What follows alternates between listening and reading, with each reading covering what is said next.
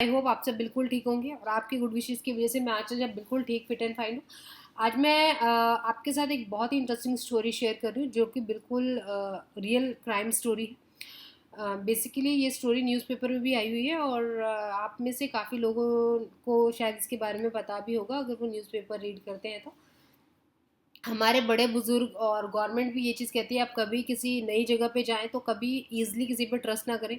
कोई आपको कहता है ये चीज़ खा ले तुम नहीं खानी चाहिए, या कोई कहता है कि अच्छा आप मेरे साथ चलो मैं ये काम करा दूंगा वो, तो ईजिली कभी किसी पे ट्रस्ट नहीं करना चाहिए क्योंकि आपको नहीं पता कि किस बंदे के माइंड में क्या चीज़ चल रही है।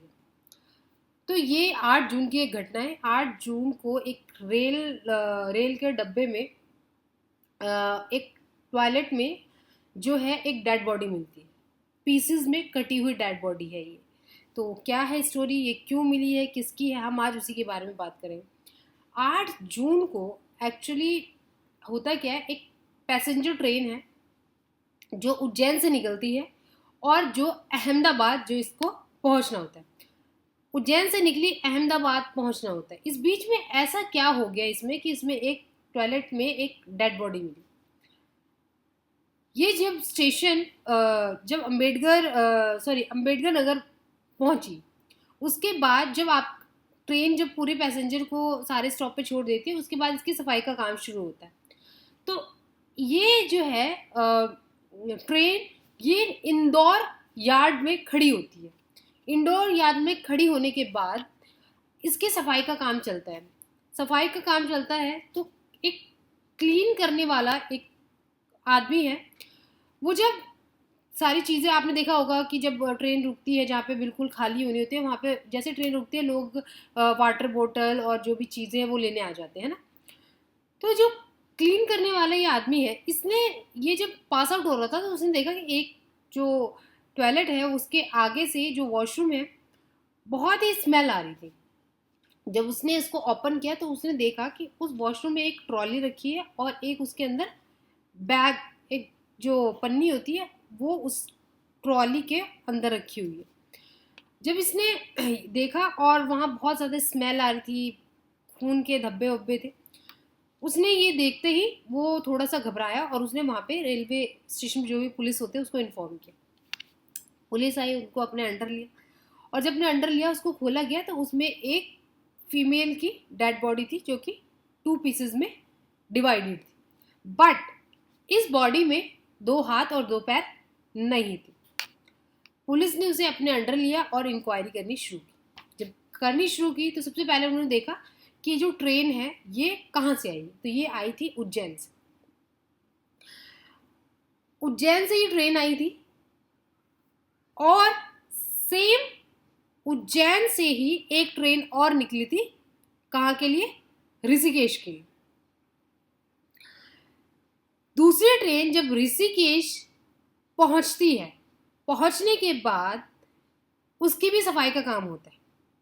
जब सफाई का काम होता है तो वहां पे सेम जो क्लीन करने वाला एक पर्सन होता है उसको एक सेम बैग मिलता है, पॉली बैग मिलता है जो गार्बेज वगैरह फिल करने वाला। उसमें 2 हाथ और 2 पैर होते हैं। ये उसे कहाँ मिलता है? बोगी नंबर S1 S2 के बीच में मिलता है। तो जब वो ये चीज़ देखता है वो वहाँ के ऋषिकेश के जो भी स्टेशन पे जो पुलिस होते हैं उस अधिकारी को कनेक्ट करता है और वो बताता है। पुलिस वाले उस चीज़ को अपने अंडर ले लेते हैं, उस बॉडी जो भी हाथ पैर है उसको अपने अंडर ले लेते हैं और उसे लेने के बाद वो भी चेक करते हैं कि ये ट्रेन कहाँ से आई है। सेम वो उज्जैन से निकली होती है। तो उज्जैन में जब कनेक्ट करते हैं तो पता चलता है कि 2 हाथ 2 पैर जो है सेम एक ऐसी बॉडी मिली है जिसके किसी अलग ट्रेन से, जिसकी जो है वो सिर्फ बॉडी है और हाथ पैर नहीं। जब दोनों को मिलाया जाता है तो समझ में आ जाती है स्टोरी कि ये सेम पर्सन की है जिसके हाथ पैर दूसरी ट्रेन में मिले और बॉडी दूसरी ट्रेन में। अब उज्जैन की पुलिस को कनेक्ट किया जाता है और अब 2 राज्य की पुलिस, ठीक है, एक ऋषिकेश है और एक अहमदाबाद है। तो 2 राज्य की पुलिस जो है वो कनेक्ट करती है आपस में और इस केस को सॉल्व करने की कोशिश करती है। उज्जैन की जो पुलिस स्टेशन जो उस एरिया के, जो उज्जैन का जो एरिया होता है बेसिकली, वहाँ के जो पुलिस स्टेशन होते हैं लोकल पुलिस, उन सारे पुलिस स्टेशन में कॉल किया जाता है कि मीरा नाम की कितने लोग जो है, क्योंकि ये घटना आपकी 8 जून की है, तो 8 जून के आसपास कितने लोग जो है वो मिसिंग है और किस किस लोगों की मिसिंग कंप्लेंट्स। तो पता चलता है कि 40 लोग ऐसे थे जिनकी जो मीरा नाम से और जो कि मिसिंग थे, उसी के आसपास उन दिनों जो missing complaints I. By chance उसमें से एक नाम मीरा बहन और गोपाल भाई का होता है, मीरा बहन प्लस गोपाल भाई होता है। अब ये मीरा बहन गोपाल भाई कैसे जो है वो पहचाने जाते हैं, क्योंकि अब जो जिस पॉली बैग में 2 हाथ 2 पैर मिले, उस हाथ में एक टैटू बना हुआ था जिसमें लिखा हुआ था उसके हाथ पे मीरा बहन गोपाल भाई। तो ये समझ में आ जाता है कि ये फीमेल वही है जिसकी डेड बॉडी मिली। अब उसके थ्रू पुलिस जो है मीरा बहन के घर पहुंच जाती है। जब मीरा बहन के घर पहुंचती है तो वहाँ पे उसके हस्बैंड और 2 बच्चे होते हैं। जब हस्बैंड से इंक्वायरी की जाती है तो हस्बैंड बताते हैं कि 6 जून को उनकी उनकी वाइफ के साथ थोड़ी तू मैं हो गई थी और उन्होंने अपनी वाइफ को एक थप्पड़ मार दिया था और गुस्से में आके वो घर से निकल गई थी। तो उसके हस्बैंड ने सोचा कि वो अपने मायके गई हुई, पर जब वो मायके जब उन्होंने वहाँ पता किया तो उनकी जब पता किया तो वो वहाँ पे भी नहीं गई थी। तो उन्होंने वहाँ के लोकल पुलिस में जो है मिसिंग की कंप्लेंट डाल दी थी। ठीक, जब मिसिंग की कंप्लेंट डाल दी थी तो ये तो समझ में आ गया कि ये मीरा बहन है और ये चीज़ें हुई थी, वो गुस्से में चली गई। पर अभी कंफ्यूजन ये थी कि वो 60 किलोमीटर दूर वहाँ रेलवे स्टेशन पे क्या कर रही थी।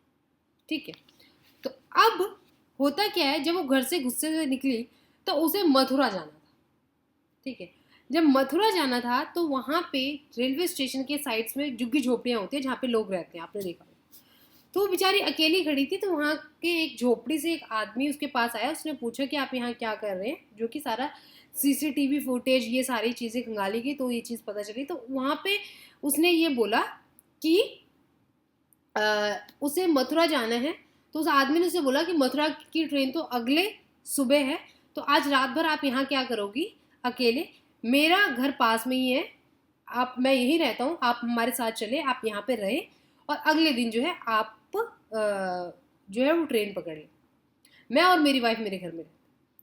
वो उसके आदमी के साथ चली जाती है। तो जब वो उसके घर पहुंचती है तो देखती है उसकी एक वाइफ है जो कि ना तो सुन सकती है और ना ही ढंग से बोल सकती है, वो साइन वे में बात करती है, ढंग से बात नहीं कर पाती।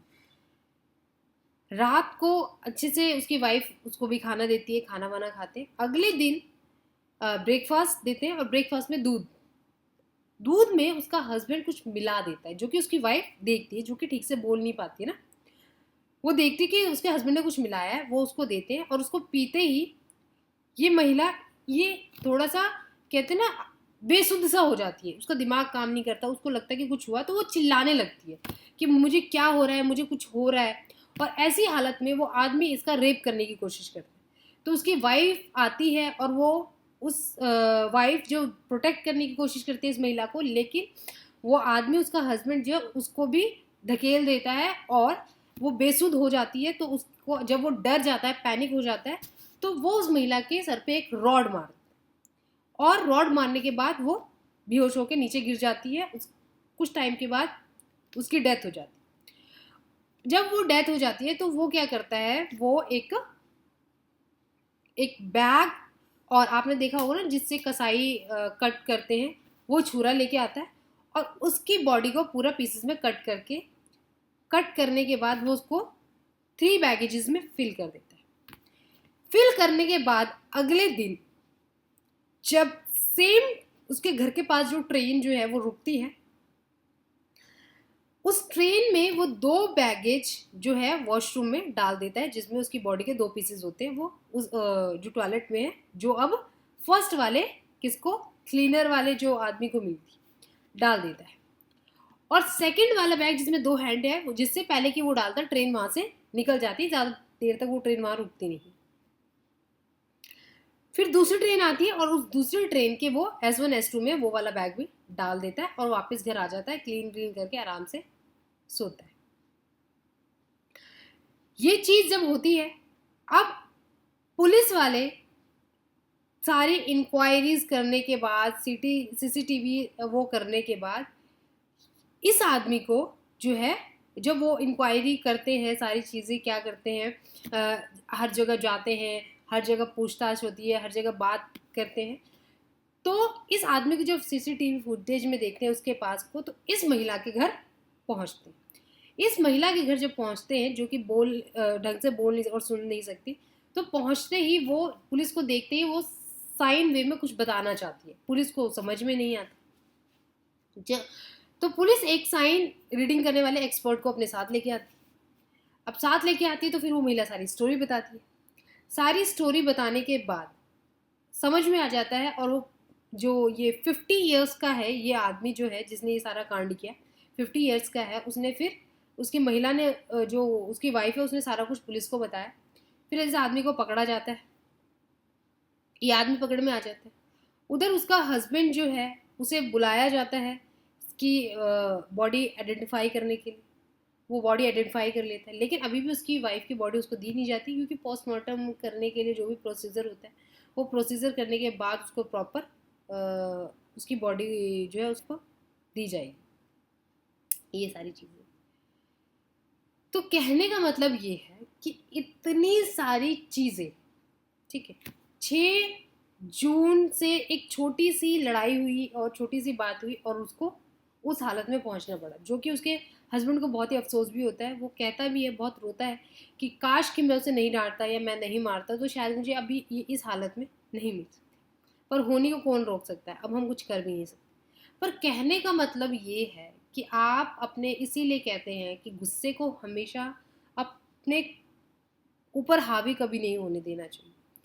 कभी भी आपको गुस्सा आए तो बहुत तेज चिल्ला लें, अपने आप को कहीं ट्राई करें कि जो आपको अच्छा लगता है वो करें, पर गुस्से में कभी भी कोई ऐसा कदम ना उठाए, क्योंकि उस टाइम आपका जो मानसिक संतुलन आपके वश में नहीं होता। इसलिए हम कहते हैं कि एक्सरसाइज करनी चाहिए, योगा करना चाहिए, है ना, लाफ करना चाहिए, कुछ एक्टिविटीज़ करनी चाहिए कि आप जो है अपने जो आपका मानसिक संतुलन है उस पर प्रॉपर कंट्रोल कर पाए।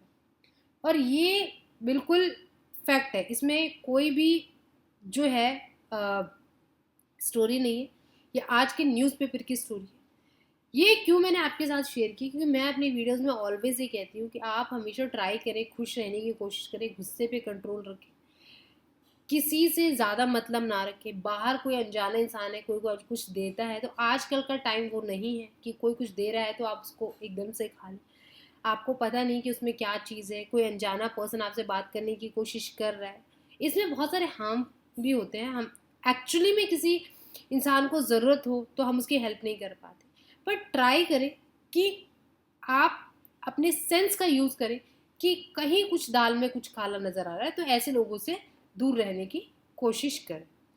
क्योंकि आजकल के टाइम में इतना ज़्यादा फ्रस्ट्रेशन आ गया है, इतना ज़्यादा नेगेटिविटी आ गई है, इतनी ज़्यादा किसी को काटना मारना, ये सारी चीज़ें तो आम बात होगी। मतलब अब उस इंसान का दिल आप देखें कि लाइक कैसा होगा, जो एक एक एक एक इंसान को काट रहा है और उसको पीसेस में काट रहा है और फिर पॉली बैग में फिल कर रहा है एंड ऑल। तो हमारे भगवत गीता में ये ऑलरेडी सारी चीज़ें मेंशन्ड है कि कलयुग में इंसान के अंदर इमोशंस नाम की कोई चीज़ नहीं रहेगी। जो सबसे ज़्यादा झूठ बोलेगा, करप्टेड होगा, उसका बोलबाला होगा। ये ऑलरेडी अगर आप लोग पढ़ते होंगे तो ये मेंशन है। पर जितना हो सके, ठीक है, हमें इस जर्नी को अच्छे से स्पेंड करनी है, अच्छे से हमें ट्राई करना है कि हमसे कोई गलती ना हो और हम अपनी लाइफ को अच्छे से प्रोटेक्ट। तो हम कुछ कह नहीं सकते कि क्या चीज़ थी और